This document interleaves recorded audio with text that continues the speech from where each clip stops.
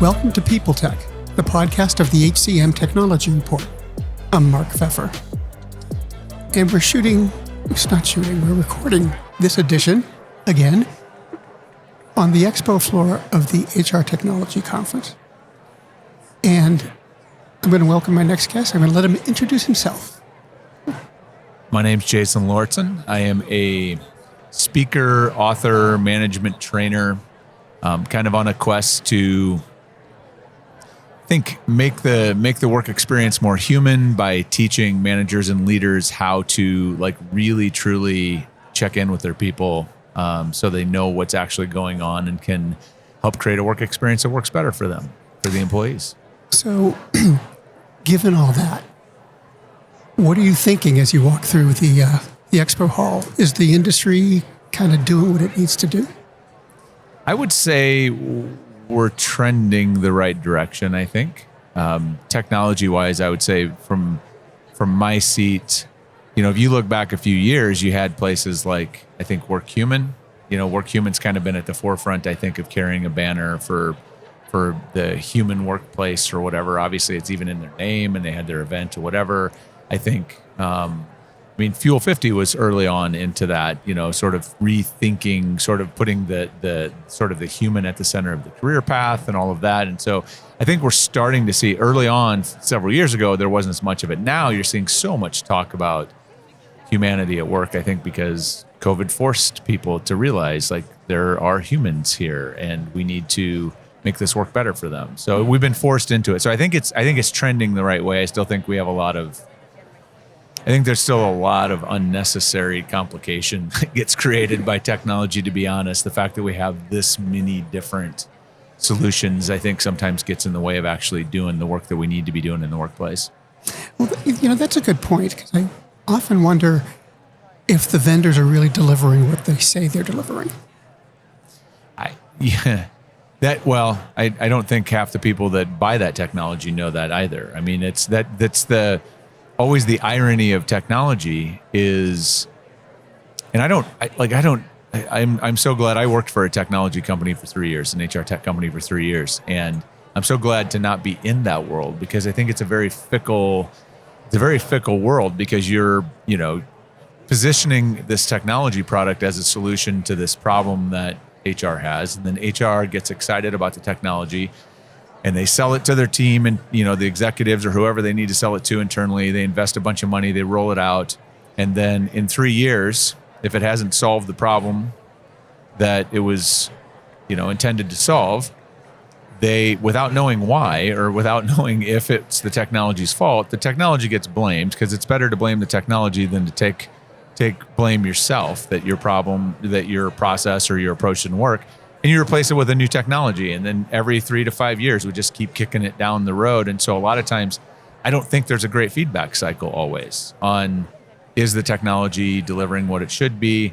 But I don't think it's always the technology's fault. I think a lot of times it's because, and I spent a decade in corporate HR leadership, it's because we as HR aren't clear on what problem we're trying to solve and applying technology, the right technology, to solve the problem we have. So I think the observation is a good one, and I'm not sure.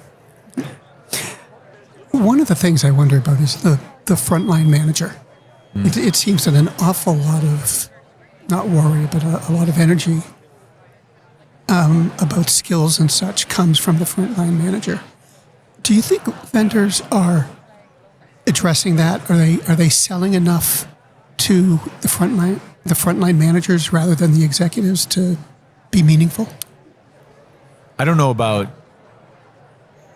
I don't think that the frontline manager is being supported in the way that they should. I think middle management and frontline management is the hardest job, I think, in any organization. They are getting it from both ends. That's where the pressure comes, with employee expectations are dialing up, and when employees quit, you get blamed for them quitting. When employees underperform, you get blamed for them underperforming. And yet you're not always given the tools or the training or the resources to really help.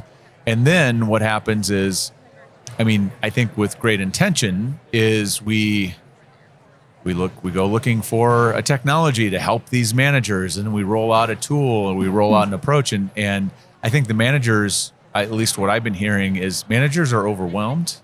They're busy. They're already time crunched. And then we throw new tools at them without the appropriate support.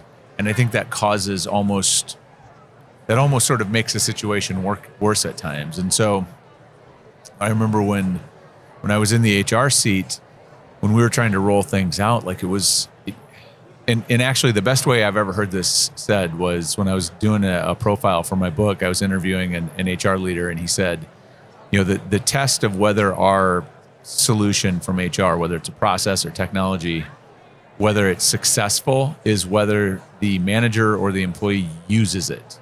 Like if we have to force them to use it, if we have to compel them to do this thing, then it's not a good solution, because we exist to help make their job easier and more effective. And when it makes it more complicated, that's counterproductive. It's actually making their job harder. And so I think that gets lost a little bit. I think there are some tools in here that are great for that. And I think increasingly there is more attention being focused on that frontline manager, but I'm not sure that we've really gotten there. That's where I spend all of my time, is thinking about particularly just managers, but that frontline manager, and what do we need to do to equip them to do their job better. And I don't think the technology often is necessarily helping, because they don't have the skills oftentimes to do the job. And then you throw technology on top of it, it's never going to solve a skill problem. Speaking of skills, they're getting an awful lot of attention today. It seems like it's one of the driving forces behind any HR operation. What's going on? I tend to think call me cynical, but I think it's another cycle of what we often do. And I think there'll be people that will probably argue that I'm completely wrong on this, and maybe I am. But it feels to me like it's a relabeling of the same conversation. And I don't think it's a bad relabeling. 10 years ago, we were talking about competencies or whatever, and now it's skills. And I know that skills and competencies, everybody will get into an argument about that. But I don't know that it's new, but I think the language is helpful. I think skills helps managers, leaders, HR, organizations to think more tactically about where the gaps are. It's a more thoughtful approach, I think, to be, to think about, okay, where are our gaps and what are the things that we need to, either equip those people with or train them up on or help them learn that helps fill that gap. And I think that, so I think that the conversation about skills is helpful. I think it's good. I just am not entirely convinced it's as new as it feels like it is here with all the conversation. I think it's the same conversation. It's just packaged differently, and perhaps this time will be the time that we break through. Well, it seems to me there's three ways you address skills. You can buy them, you can build them, or you can borrow them. Yep. And when I first heard that, I thought it was kind of neat. But then I started to think about how complex was that if you're trying to deal with skills in, say, even a small enterprise. Yeah.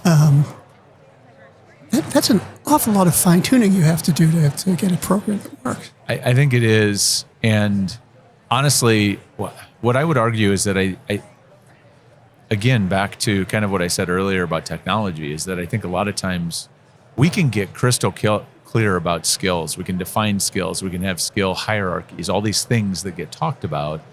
But if I'm not really clear about what the role is, what I need that person to do or produce in that role, whether it's a manager or whether it's an individual contributor doing whatever job, I think a lot of times we're trying to, now we're working on skills, but it's like, well, how do we know what skills we need? How do we know what skills we should buy or build or grow or rent? All of that. So you're right. It's really complicated. And I think sometimes this language makes it more complicated, as opposed to let's get really back to clarity about what it is we're trying to do, especially in small business, right? Small business, I think if you come here as a smaller organization, several hundred employees, it gets really overwhelming really fast, because you're we don't have the budget, we don't have the staff to do any of this, and you start to feel really inadequate about what you can do. But I think it all boils down to, still, you got to be clear about what it is you're, getting really clear. What's the business need? What's the need of this role? What's the things that need to be accomplished? And then you can break it down to, well, how do we have this? Can we hire it? Can we get a contractor? Then the questions become a lot simpler. I just think sometimes it's a tail wagging the dog. We start at the end as opposed to starting at the beginning. Well, it does seem that learning in the flow of work is kind of a nifty way to address some of those issues, at least Sure. the frontline issues. Is that a movement on its own, or is that just HR glomming onto a existing technical trait? Well, I think to me it's more of an aspiration. It's more that it's actually the way learning happens. Is you don't learn unless at least as adults, we learn most effectively when we're applying things. And so when we're doing our job, and I run into, I think about this, I think about how my kids learn. Like my son, he's a video gamer and he tries new video games all the time. And if he runs into something he doesn't know how to do, or he's stuck, like in that moment, he goes to YouTube or he goes wherever and he finds somebody that has solved it or teaches, and he's like, oh, okay, that's what I do. And then he goes immediately back and he applies it and he's off to the races. He doesn't get stuck. And it's like, that is our innate nature, human nature. That's how we learn. That's how we're wired to learn. The reason that we're not doing it is because our traditional tools at work aren't designed for that. We're designed, it's like, well, you need to go off for a week somewhere to learn, as opposed to, no, I just ran into this, or I need somebody to help mentor me or coach me through it. We just haven't been aligned really well to the way we learn. And so I think, again, back to learning in whatever we call it, learning in the flow of work, or whatever you want to call it as an HR buzzword, I think it's a good thing. I think it's good that we're talking about it. I think it's good that we're focusing on it. I think it would be good if we align more tools and resources around that. But I'm not sure that it's like some kind of novel breakthrough necessarily, as much as it is an alignment to back to kind of where we started, really understanding work as like starting to center it around humans, the way humans actually learn, actually experience work. So I'm glad to see more tools and focus on it. Do you think this whole discussion around skills is a long-term discussion, or is it going to run its course in a couple of years?